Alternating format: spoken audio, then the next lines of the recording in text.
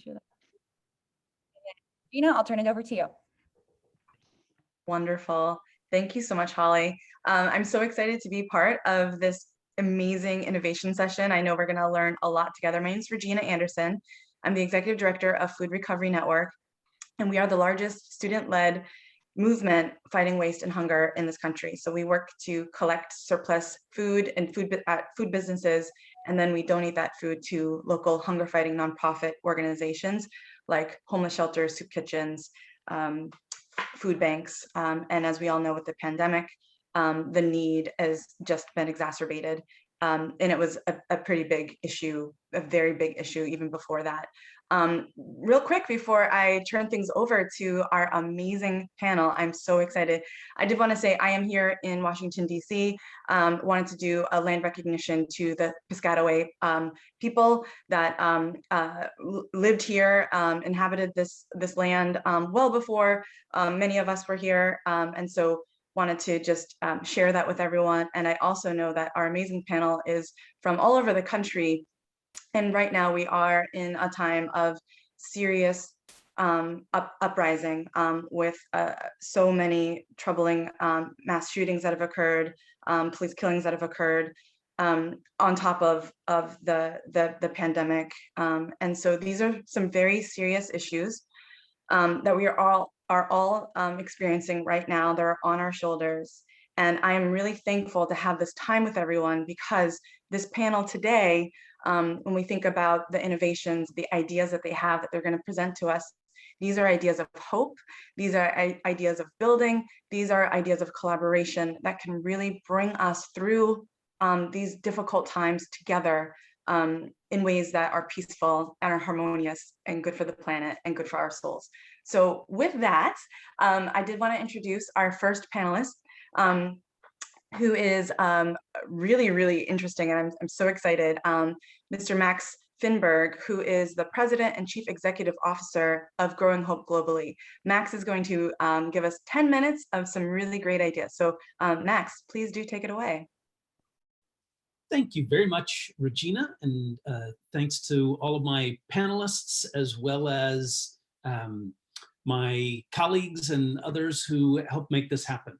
Growing Hope Globally has hope as our middle name. We started that way and continue that way. And we are farmers here in the United States, helping and serving farmers overseas. And that's been a great 22-year process where we've been able to build relationships and support programs in 24 countries around the world now, and that's what's led us to these learnings, but under the bucket of empowering the excluded. And I want to credit and reference a report from Series 2030 about reaching the most vulnerable.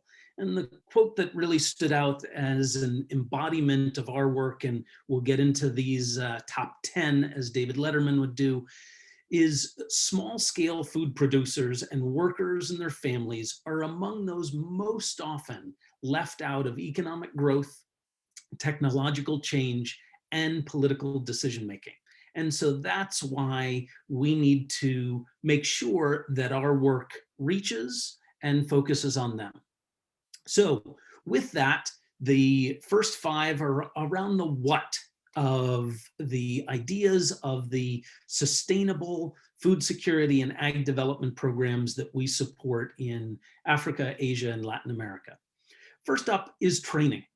Absolutely essential, where you need appropriate trainers, folks who are culturally competent, folks who understand and fit with their particular audience and the communities they're working with. And the focus there is on building skills. So a very creative one that came about in the midst of the pandemic and some of the restrictions was using WhatsApp groups, as well as videos and otherwise, as that method of training. So have a very real ability to impart that understanding and what you're teaching in that context. So that's number 1. Number 2 is tools, not just a hoe or a shovel, but especially you need to realize that if you don't get the right pieces at the beginning, then that's going to lead to unintentional exclusion further down the road. So with the tools aspect of what we provide, training's about 2/3 of the programs we're funding. Tools are a little less than 1/3. But that especially comes down to seed and seed stock. So an example that we have in one of the programs in Nicaragua, in Carazo Diriamba, is in the dry corridor that's getting a lot of attention given the migration that's been happening. Drought hit, all of his seeds were consumed to be able to provide for the immediate needs. So the tool that was most needed was the drought-resistant seed varieties, especially in yucca or plantains, in ways that Luis was then able to restart using those tools that were essential given the situation and the context he was in. You can have the best training, you can have the best tools, but number 3 is around extension services. And that's where the rubber meets the road. So as Dr. Norman Borlaug famously said, you gotta take it to the farmer. And that's where extension services are the way of troubleshooting, of having the plan, having the training and the tools already in place, but then having someone who's able to really work through you when those troubles hit, when reality hits. So Petrona is one of those extension workers in the highlands of Guatemala. And she's able to be there with her community, with the others that she's then serving, to ensure that their questions are answered, that they're getting the best information. There is no University of Missouri Extension Service in these countries. And so having that context where that's the idea that can really help in providing what's needed in answering those questions, most essential. 4, social capital. In building that capital through farmers cooperatives, through associations, that's where you see more and more of what can come together beyond just financial capital, that social capital that we've seen in Village Savings and Loans Group, that social technology that the Grameen Bank popularized. That's where women especially are able to overcome some of the gender inequality that they face, to be able to support one another, not just in the immediate emergency or response that's required, but in providing some of the input for the next level. And that leads to number 5 in terms of advocacy around especially local government. Many of the national governments aren't involved or active, but where you can engage a local government entity, that's where that social capital flows into making sure that you can access more of what's required. So whether that's water system or a road, or in program of support in Rwanda, it was working with the agricultural ministry to make sure that they had that tool that was most appropriate of the improved seed stock for banana trees. That went a long way. The government was then able to engage with the association that had already been created and come together. So those are the quick 5 whats, a quick 5 hows. We talk a lot in the food security realm about scaling up, and with so many hungry people, especially in the midst of the pandemic and reports of extreme hunger, increasing threat of famine. But we need to think about how we can scale down programming so that we can reach those smallholder farmers who are 2/3 of the world's hungry population.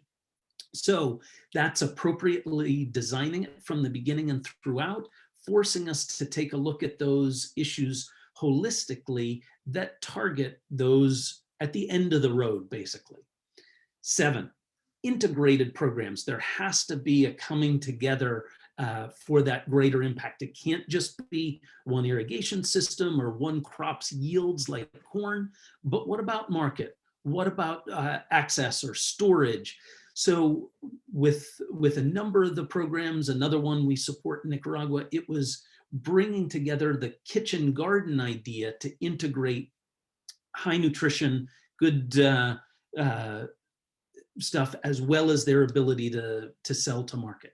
Number 8, thank you, is considering the context. You have to have a relevant, an understanding of the relevant local context. So it's in Western Kenya where many of the young women are landless. That's the focus. So it's a gender lens for their context that really allows for them to build other income generating opportunities to address that systemic situation and the context they're in.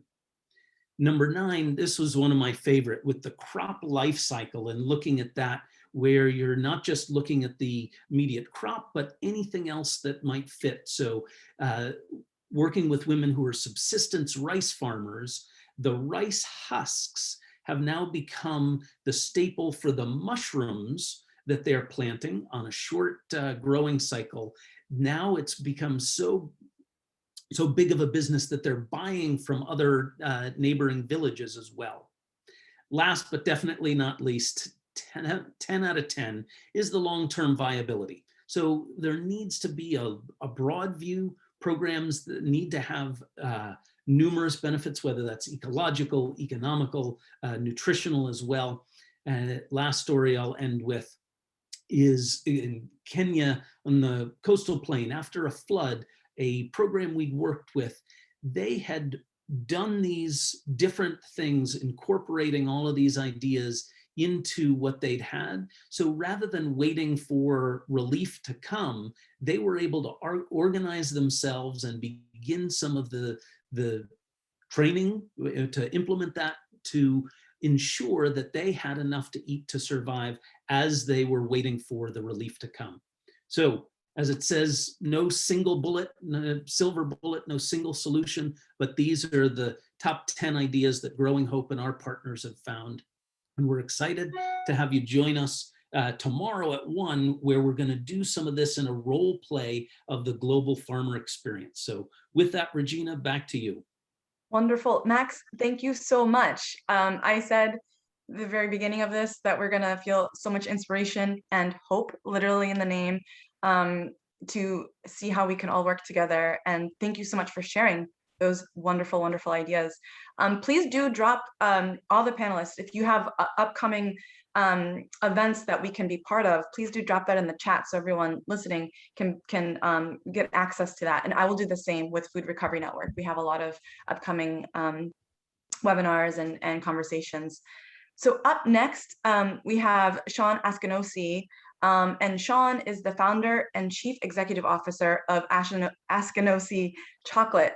I really look forward to hearing what Shawn has to tell us so we can continue to infuse ourselves with some inspiration and innovation. Shawn. Thank you. So what I want to do is quickly run through these 10 things, and then I'm going to, can you guys see the screen? Okay. Okay, awesome. So I was a criminal defense lawyer for 20 years before I started this chocolate company. I specialized in really serious felony cases. And I started this chocolate company about 15 years ago. It's very small. We have 17 full-time employees, and that's kind of important as I go through my 10 things to understand the size or lack thereof for our company. The 10 things are cocoa bean farm gate prices, 2, child slavery, 3, big retail and big chocolate, 4, the CSR revolution or corporate social responsibility, 5 is preschool, 6, nutrition programs, built-in sustainability, 7, something I call a little light, 8, kinship and mutuality, 9, who needs you, and 10, poverty of spirit. So with that, I want to get through these 10 things, and I get kind of excited and I get talking fast. So if anybody has any questions after this, feel free to email me. I'm pretty easy to find at hello@ShawnAskinosie.com. So here's the deal with cocoa bean prices. What I do is I travel every year, except, well, in before times, I traveled every year to these cocoa farms. I've been doing it for 15 years. Last year would have been my 46th origin trip to meet with cocoa farmers. I look at the beans that we're buying and just develop relationships with them. But we pay them very high prices for their beans. And it's all on our website. And I have listed every bean buy we've ever made on our website, how much we paid the farmers. We pay them directly. We help them open bank accounts. We help them become exporters. And then we actually profit share with them. And we've done this since day one. And we do it by bringing our financials back to the farm. So the last time I was in Tanzania, our financial statement was in Swahili.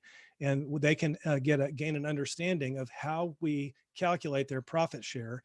And so what the shocking thing is that when adjusted for inflation, the price of cocoa beans has not changed in 30 years. Let me say that again. When adjusted for inflation, the price of cocoa beans has not changed in over 30 years. Could even make the point that it's actually lower than it was. So when you consider the fact that 70% of the world's supply of cocoa comes from Ghana and Ivory Coast, and by the way, that 70%, approximately 60% of that is controlled by 8 buying companies, many of them names you would recognize, some you don't, like Nestle, Mars, and other companies, and they control this. Now, listen, hear this. Those farmers in Ghana and Ivory Coast are making less than $1.25 a day. So they are making below the United Nations definition of poverty. And meanwhile, big chocolate, as I call it, these companies, Hershey, Mars, Nestle, want to have these consumer-facing agendas where they let the people who buy Snickers bars know that they're building clinics and schools. Meanwhile, they're paying these farmers less than $1.25 a day. And so my point is that if we can raise the farm gate price of cocoa beans, that's another day-long seminar, how we do that. We can do it. We're doing it. I'm only 17 people. I'm not moving the needle, but we're showing that there's a way that this can be done and be a profitable company. I am not a nonprofit. But we can do it, and we can raise the standard of living. That will immediately have an impact on the hunger that those farmers that Max was speaking about. This will immediately have an impact. I don't care about the quality of their cocoa beans. The lowest quality cocoa bean needs to have its price raised in the commodity markets. The second thing is, and this is really important, more money for cocoa farmers will equal the near eradication of child slavery in the supply chain. Now, right now, I am what's called an amicus curiae party in the US Supreme Court in litigation against Barry Callebaut, Nestle, Mars, and these companies because of their participation in child slavery in the supply chain. The Supreme Court is expected to have a decision any day now. I suspect we will lose, but there's ongoing litigation to force these companies to eradicate and eliminate child slavery and forced labor from their supply chains. And so if we can find the economic incentives for the farmers to be not regulated by their countries, which is corrupt, by the way, in both Ghana and Ivory Coast. And if the farmers themselves can get higher money at farm gate, they won't be bringing children across the border to harvest their cocoa beans for them, because they'll be able to pay farmers a living wage. And the chocolate companies that are engaged in this will also find that their profit margins will not erode. How do I know this? Because it doesn't for us. We pay more money. Farmers have a higher standard of living. They don't use child labor where we source our cocoa beans. And so I believe the market can force this eradication of child slavery and forced labor.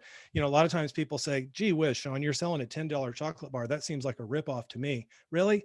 I think it's a ripoff when you can buy a $2 Nestle bar at the counter of your convenience store, when you know that that $2 chocolate bar was produced on the backs of child and adult forced slave labor. That's what's a ripoff. You know, I could probably sell my chocolate bar for $1 if I had slaves that were in my supply chain and producing my chocolate. So how do we stop it? This is the third thing. Consumers, we can do these kind of seminars all day long, but the people who are attending this conference are going to be like, yeah, Shawn, Max, man, I'm totally agreeing with you guys. I'll buy your $10 chocolate bar. The problem is when somebody gasses up at the fill in the blank convenience store, they go to Walmart or wherever, they're gonna keep buying a $2 or $3 chocolate bar because it seems like a good deal. We can educate consumers until the cows come home. I don't think that's going to help. A government regulation isn't going to help. The Harkin-Engel Protocol was signed by all of these companies 20 years ago. And they all admitted that child slavery was a problem, that forced labor was a problem, and they were going to get rid of it. Well, here we are 20 years later, and they haven't done it. And so what I believe is the solution is that big retailers, I mean, the biggest retailers, need to stop selling this chocolate until these companies say, we don't have child slavery in our supply chain and we can prove it. They need to stop selling it. And they've done it before. They've done it with guns, for example, and they can do it again because children are making chocolate and it's not right, it's immoral.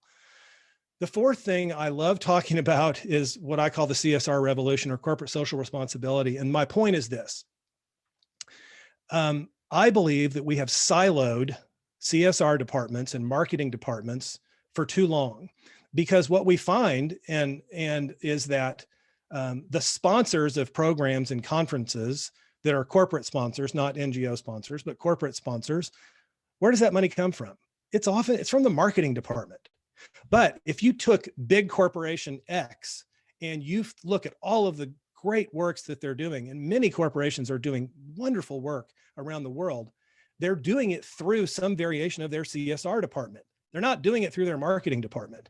And so my point is that even though it's messier and not as easy to manage, that it will be more sustainable if we begin to look at this in a sort of non-dual way and put these good works together so that the good works of the corporation infiltrate the entire company, so that it's not the marketing department that's writing checks to sponsor programs and conferences or good works, but it's sort of organically percolating throughout the entire company. Again, this is something I'm very passionate about. I believe it will contribute to amazing sustainability as we move forward in the world. Fifth thing is preschool. I think if we have $1 to spend and we only had $1, we need to spend it on early childhood education. Our little company just opened a preschool in a remote village in southwestern Tanzania for the cocoa farmers that we do business with there. One of their 9 points of their vision plan was to build a preschool, and we did it, and we opened it a year ago. Now, we built it, but we're not running it. The farmers are running this school, not me. And it's amazing to see how the farmers, when they're empowered, as Max was speaking about, when they're empowered, and all we do is stand back and facilitate, amazing things can happen. When it comes to nutrition programs, which is my number 6 point, our little company of 17 people has provided over 1 million school lunches for malnourished children in the Philippines and Tanzania with no donations. We did this sustainably by selling products that the PTAs of those schools made. They made it. They made products. One was a little hot chocolate in the Philippines. The other was rice in Tanzania. And that's how we did it. And we sold it in America, and all of the proceeds went back to fund these programs. We monitored the height, weight, and school attendance of these children. We've done this for years, and we go from one elementary school to the next, and that elementary school teaches the next one how to do it. And we put an end date on all of these programs. So at the end of 5 years, they're doing it on their own. And that's what's happened. That's literally what's happening this month in the Philippines. This school, with a lot of malnourished children previously, are now doing it on their own. So the next one is what I call a little light. And what I mean by that is I think that sometimes we become overwhelmed by these problems. And we think that when we are overwhelmed, that our obligation is to be the savior and to solve all of the world's problems. But what I'd like to say about our company is that we want to be a sign, not a solution. So I just want to participate with other companies. That's why I haven't grown tremendously. And I just want to be a little light and see other lights and join with them and see if we can't together kind of create a glow around the world where we're all doing this kind of work sustainably. The next point is what I call kinship and mutuality. I think it's very, very important that as a company, I understand that the roles will reverse, and they can happen surprisingly, and they can happen very quickly, where the student becomes the teacher and the teacher becomes the student. I've seen this happen over and over and over again with our farmers. When I interview students who want to be part of our Chocolate University program, where we bring high school students to Tanzania, and you ask why they want to be involved, they say because they want to help the people of Africa. And I try to relate to them that it's not their job to help the people of Africa. And this is the key. We say to the students, your job, yes, we're going to drill water wells and we're going to give textbooks and build schools. We're going to do all that. But your job is to change this, is to change your heart. And that's a much more challenging thing to do. The next to the last thing I would say is, if you are a student and you're listening to this, or someone and you're overwhelmed by a lot of this, let me just encourage you. You don't have to join a board of directors. You don't have to write a check. Just find somebody who needs you. Just think of someone in your family, in your friend, or in your supply chain, or in your neighborhood, or on your street who needs you.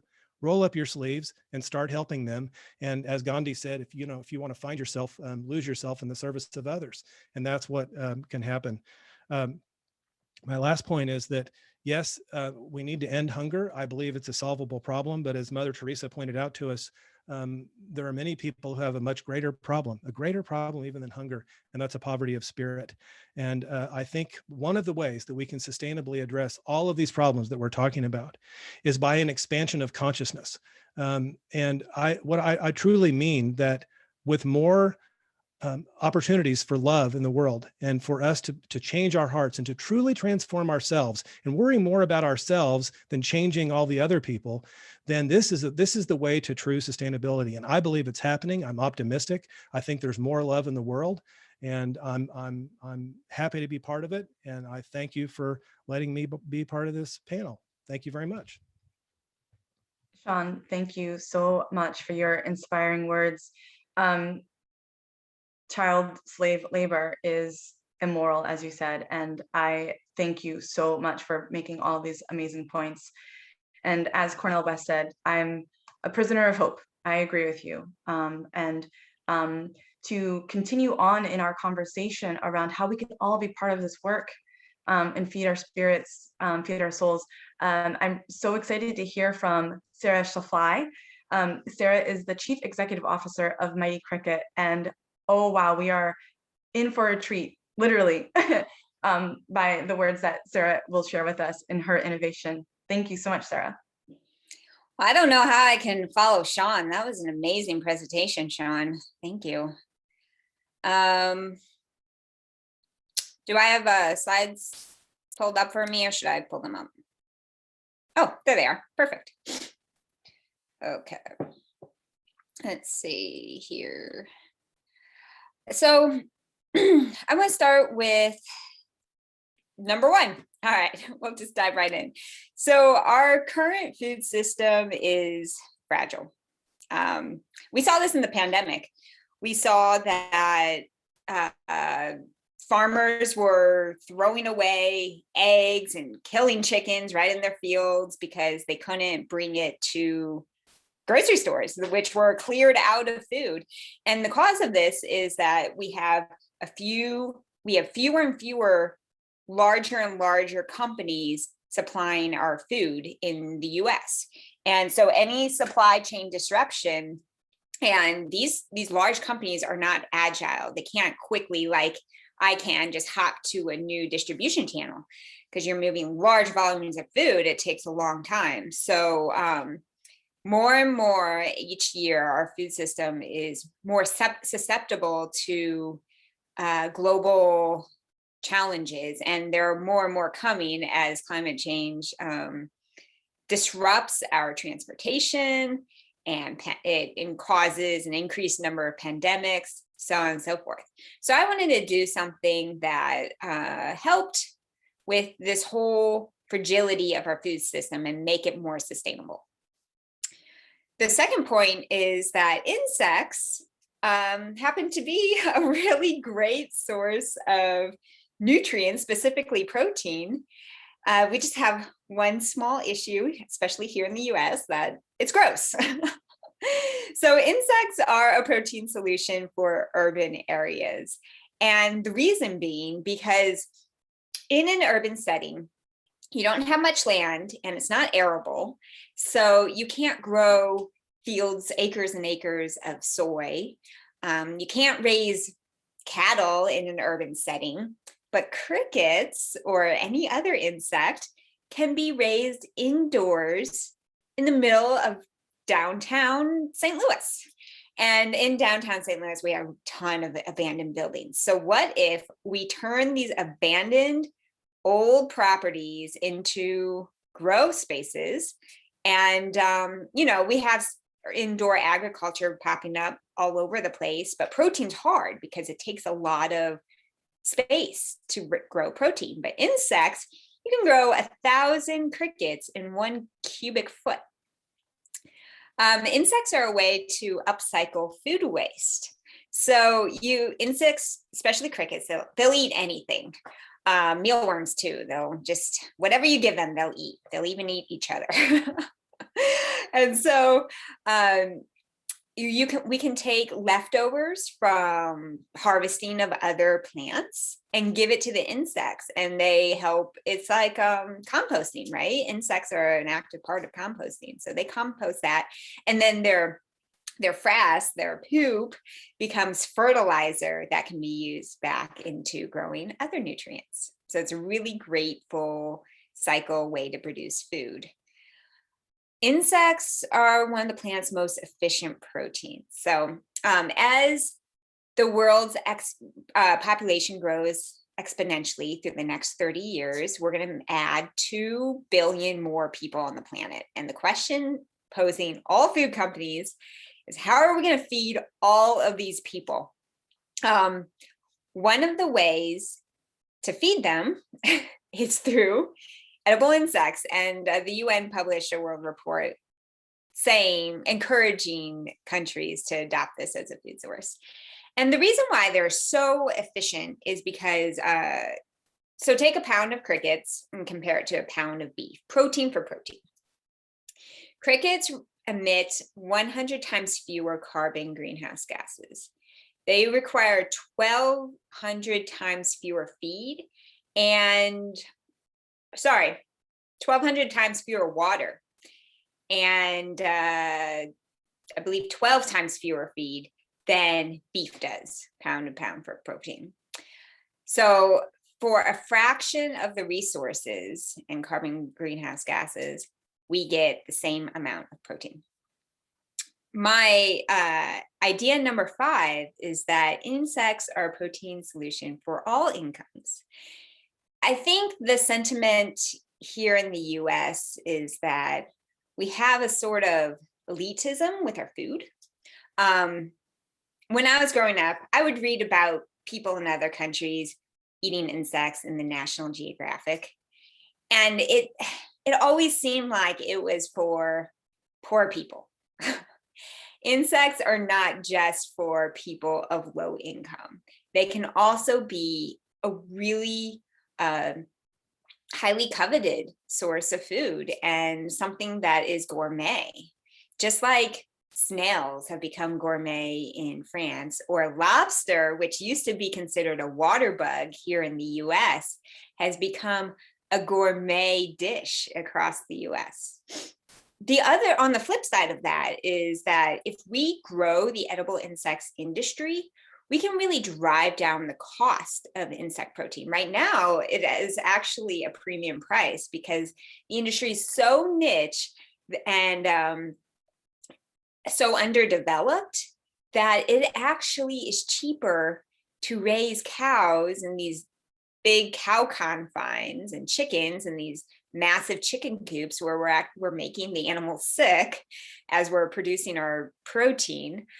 It's cheaper to do that than it is to raise crickets right now. And that's just because of scale. We're not abusing the animals. And then third is everything that we're doing right now is new in terms of automation. So we have to invent the entire automation process. There's not already a conveyor belt system built for conveying the crickets from one place to another. All the cricket farms are inventing this for the first time.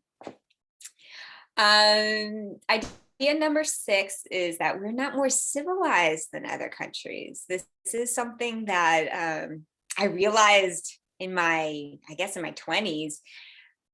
growing up, I just assumed that, you know, third world countries were less civilized. But as let's see, as Shawn was pointing out, is that it's really uncivilized to eat chocolate that was harvested by slaves.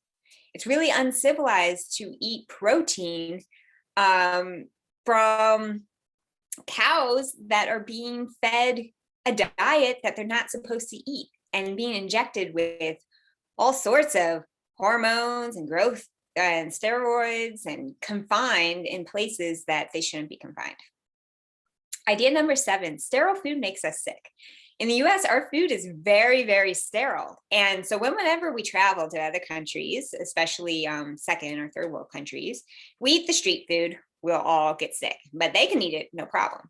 Well, they have built up quite a strong stomach, that a strong immune system to various bacteria that are in their food.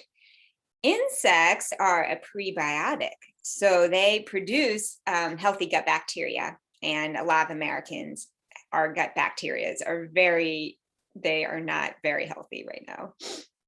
Insect-based nutrients are more bioavailable than plants. So if we eat omega-3s from crickets, which they're really high in, we'll more easily absorb it than if we eat the same amount of omega-3s from an avocado. Number 9, most Americans don't really care where their food derives. This I find interesting because we all have this, ew, insects are gross, I don't want to eat that factor, but yet we're already eating insects. Red food dye is from a bug. A lot of our alcohol is made from insects. And not to mention, there are insects in every single processed food. We don't process out those insects, they just get processed in. So flour, peanut butter, chocolate, coffee, herbs, and spices all have insects. Lastly, idea number 10. It's really out there, but bugs taste delicious.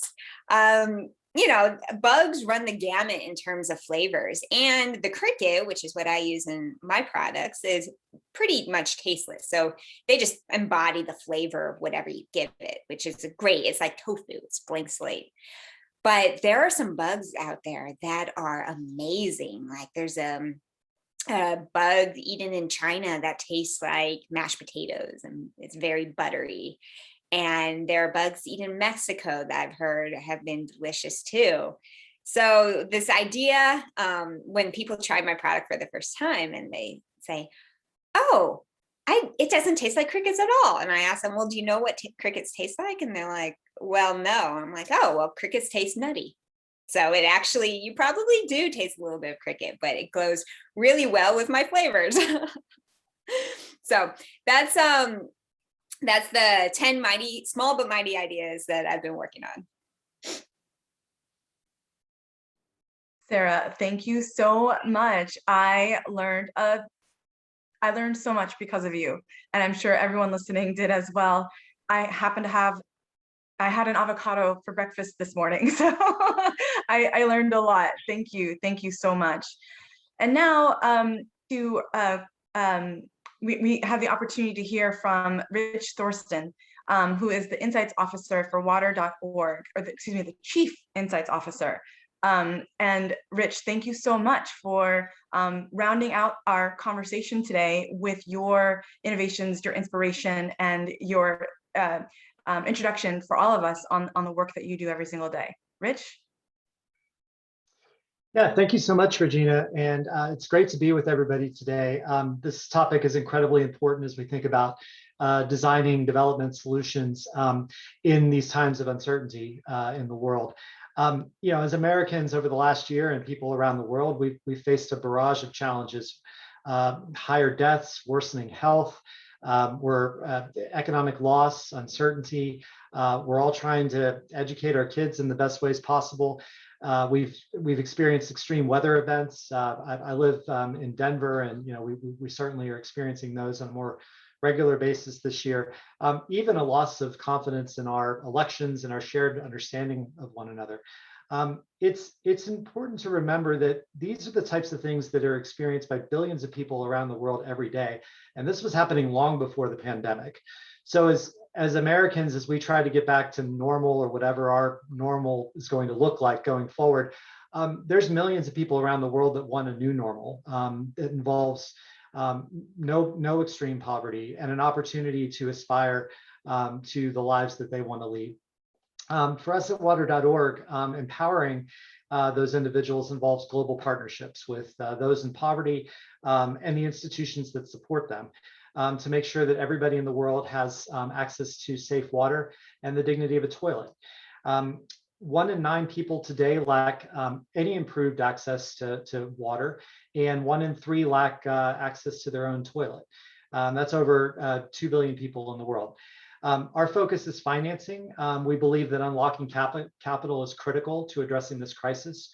So our partnerships with other NGOs, investors, governments, financial institutions, and other organizations are really geared to improve the lives of millions of people every year and transform systems of financing and service delivery for more sustainable water and sanitation solutions.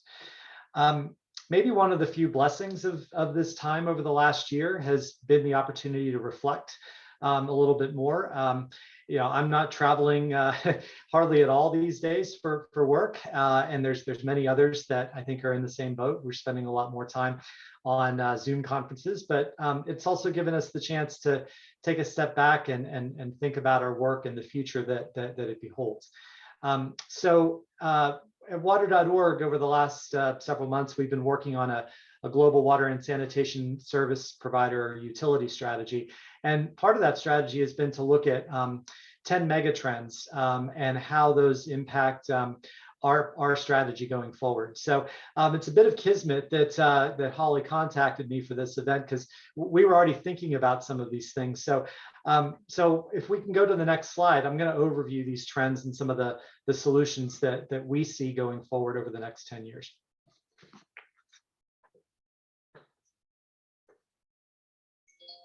Can we get to the next slide? Great, thank you. Okay, all right, so I'll try to run these through these fairly quickly.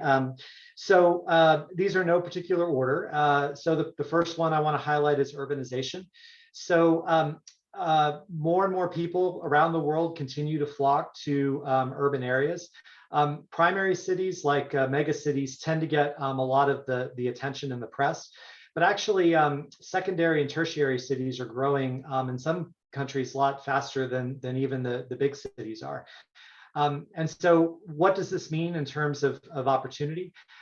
We believe that we need more flexible water and sanitation services. So that involves the centralized services that we typically see, but it also involves decentralized services. So services that are not connected to any particular network, and having those types of services co-located and operating and coordinated effectively.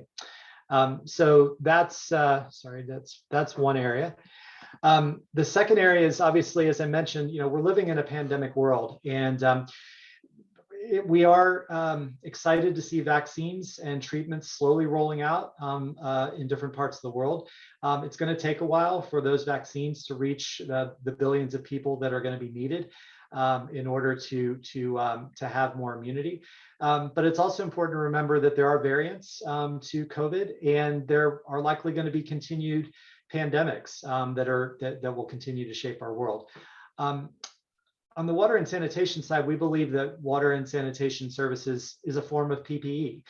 So if we think about hand washing and hygiene and how important it is, to wash your hands as a means of mitigating disease and the impacts of disease, we need more and more of these facilities and more of these solutions around the world. Likewise, our water and sanitation utility partners will need to continue to find ways to reduce the financial impacts that a lack of revenue has had as a result of the pandemic, and find creative ways to continue to deliver services. A third area is big data. So, obviously over the last few years, we've seen an explosion of available data around the world. And there's different avenues where we're starting to see that translate into business insights. And that's something I think in the water and sanitation space we can do more of. So for example, getting a better handle on customer interest and demand will be very important, especially among those living in poverty who are often neglected when water and sanitation providers are extending services. And then also turning that into business insights for the water and sanitation enterprises themselves, how they can reduce water leakage, for example, or think about ways to be more efficient in their operations. So there's some great opportunities around big data over the next several years in the WASH space. Moving to the economic and financial side of things. One of the better news stories in development over the last 30 years is that we have seen millions of people move out of extreme poverty and into a growing and emerging middle class or lower middle economic class.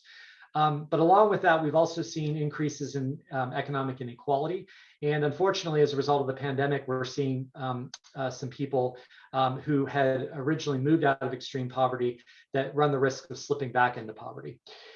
So, what does this mean for water and sanitation? I think it means, first of all, we're going to continue to see rising demand across all income levels for improved water and sanitation services. And so we need systems that can meet that demand. But we also need to create affordable systems for connecting and receiving services. So as there is the prospect of greater economic inequality, we need to design financing and revenue systems that allow water and sanitation services to be made available to greater populations, but also don't leave anybody out in the process.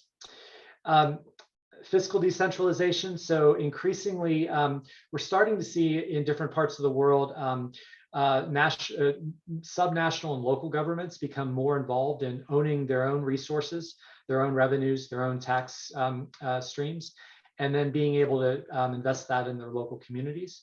And we need to develop what I call endemic or local financial innovation that supports that. So a lot of development typically over the past several decades has been focused on national governments and development financial institutions that support them. But increasingly, we need an array of different public sector experiments with state governments, local governments, regional governments in different parts of the world and integrate them into the financial system a little bit more deeply. Related to that is this area around infrastructure. So I call it, in the WASH space, I call it needed, blended, and green. There's simply not enough charity in the world to solve the water and sanitation crisis for millions and billions around the world. There's also not enough public investment currently that's happening in water and sanitation to ensure that everybody's covered and make sure that everybody has access to sustained services. One of the things that's needed is blended finance. So blended finance is really the combination of crowding in private sector investment, but also by doing that, bringing in using public sector investment to co-invest with the markets, and also in turn mitigate risk so that more private sector investment can come into water and sanitation. And I would say not just water and sanitation, but many other areas of the social development goals that we have. One of the bright spots over the last 10 years in infrastructure finance has been a rise in green financing. And that's particularly been occurring in the energy and renewable sector. I think there's a great opportunity, and I think there's a lot of parallels between the renewable space and the water and sanitation arena. And so I think that there's opportunities to catalyze more blended finance in the water and sanitation arena, and what I'm starting to call like cyan financing. So mixing green financing and blue or water and sanitation financing together to promote access among those living in poverty, but also increase opportunities for water conservation and water management. The eighth area that I wanted to briefly highlight was the rise of the circular economy. So this is really, how do we minimize inputs and how do we develop a circular economy where we're not wasting as much as what we produce, but we're actually utilizing some of that waste into systems. I think in the case of water and sanitation, there's great opportunities for water conservation in increasing larger scales, especially in emerging markets. Likewise, for wastewater, there's a tremendous opportunity to develop waste for agriculture purposes and waste for energy that is emerging. And I think we'll probably see more of that over the next 10 years. But we need the proper systems to, we need the proper research and development, and also the proper sources of financing to be able to fund those new business models over time. And then the last two areas I want to highlight briefly is water and climate. So we know that we're living in an increasingly scarce water resource world, particularly in developing economies that by the same time are also seeking to grow and their populations are increasing. And of course, climate change is producing dramatic impacts in the water arena. Increased droughts, increased flooding are just two examples of that. I think that there's opportunities to really promote greater water conservation and climate change in ways that does not leave those living in poverty out of the process, because as we know, it's those living in extreme poverty that are often subject to the greatest risk from climate change and the greatest risk from a lack of stable and reliable water resources. So we need to ensure that our climate change solutions has their interests and promotes their development at the same time. And then lastly, I'll just mention corporate water stewardship. So I think we're seeing more and more larger companies take notice of the importance of water stewardship. And I think that this is happening for a couple reasons. One, they're concerned about their own operations. They want to make sure that their operations has a steady supply of reliable quality water, not just in their factories and plants, but in their supply chains as well. We're also seeing greater demand for and accountability for water stewardship for companies operating around the world. So in some countries, that's going to impact their ability to operate, their license to operate in countries. And in other cases around the world, it's also going to affect their brand image as more and more attention is paid to the impact that they have. So I think that there's opportunities to, in some sense, appeal to some of their enlightened self-interest in this regard. So, for example, ensuring that companies continue to reduce their global water footprint as a means both of reducing water withdrawals, but also promoting cost savings. The less water that they consume, they're saving on those costs and plugging it back into their operations. And then the last thing I'll mention very briefly, and it's a point that touches on what John was mentioning in his sector, but in this case, it applies to water and sanitation. I think that there's a tremendous opportunity to better link and integrate the investments that companies are making on the operations side with the CSR and social investments that they're making. So not seeing these as separate, but seeing these as more integrated. And as John mentioned, a lot of the operational investments that they're making in many cases will dwarf what they're doing on the CSR side. So linking these more directly in a broader water management strategy that really does integrate those living in poverty, it will be an important way forward for companies seeking to reduce their footprint. So I think I'll stop there, and thank you so much for the opportunity to speak, and I look forward to continuing the discussion over the next few minutes. Rich, thank you so much for that incredible presentation. I've learned so much over the last 40 minutes with everyone. Before I turn it over, we have one question that I think, Rich, you definitely started to touch upon. Before I present that question, I did want to just thank Holly Askinosie so much for inviting all of us, this incredible panel, and to thank the Deaton Institute for University Leadership in International Development for having this critical conversation.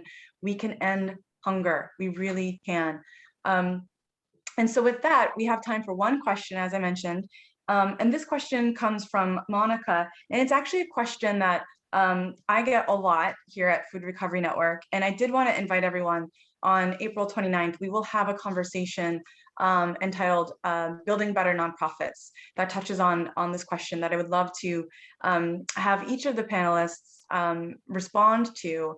And the question, I've changed it ever so slightly, Monica, but the question is, how do we see each other's areas of work? We're all involved in very different places within the food system. How do we see our work complementing the work of one another, so that we can globally, country, statewide, locally address food insecurity and hunger? How do you see your work connecting with one another? And as I said, Rich started to touch upon that by connecting back up to some of the other ideas. But would love to hear your thoughts to close this out. We just have a couple more minutes together. One of my thoughts is I like to work with farmers and food innovators in my local area to source feed for crickets.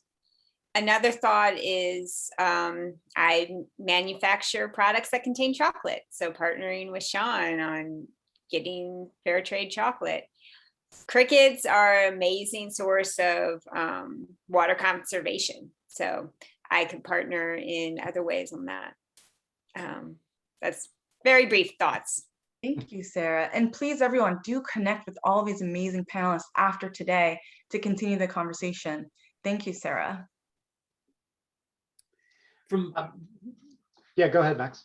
Thank you, Rich. Well, from our end at Growing Hope, we don't do anything except in partnership. So that is part of our foundation. That's how we've existed both here in the US as well as overseas. So I get excited by those kind of visions and understanding that we can't do it alone. And by partnering together, that's where we'll get closer to the goals that we all share of zero hunger. Built into the DNA. Rich, please, and then Shawn, if you don't mind, and then we'll pass it over to Holly. Yep, I know we're running out of time. Two quick things. Like Max, water.org's operating model has been built on partnerships with organizations around the world. So everything we do is in partnership with local organizations and those living in poverty. I think one of the shifts that's been happening in the water and sanitation arena over the last, I'd say 5 to 10 years, and I think we'll continue to see more of this, is not thinking of drinking water, domestic water, which is what we focus on, in a vacuum, in a silo.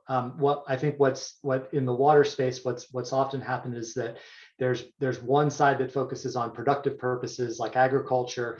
There's another side that focuses on kind of industrial purposes, and then there's kind of the domestic sector side of things. Increasingly, I think we're seeing those sectors merge, both in program design as well as planning. So when we think about water management and water basin planning, there's actually multiple uses of the same water that's occurring. And so increasingly, we're starting to see in the area of water resource management, bringing together these different stakeholders and different interests together and planning. I think we're going to see more of that over time. We're starting to see some movement in that area, but I think there's more work to be done as well. Great. And Shawn, the question that we're wrapping up with before we send things back over to Holly is, how do you see the work of all the panelists connecting so that we can all work together, thread together to help end hunger?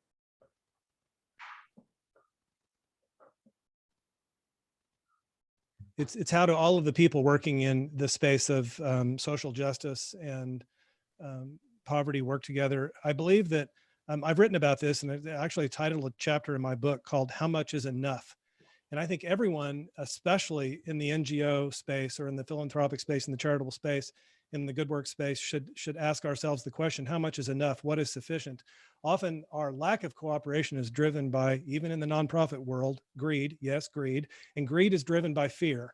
And one of my favorite scriptures of all time is in 1 John, and it is that perfect love drives out fear. So I think the answer is this.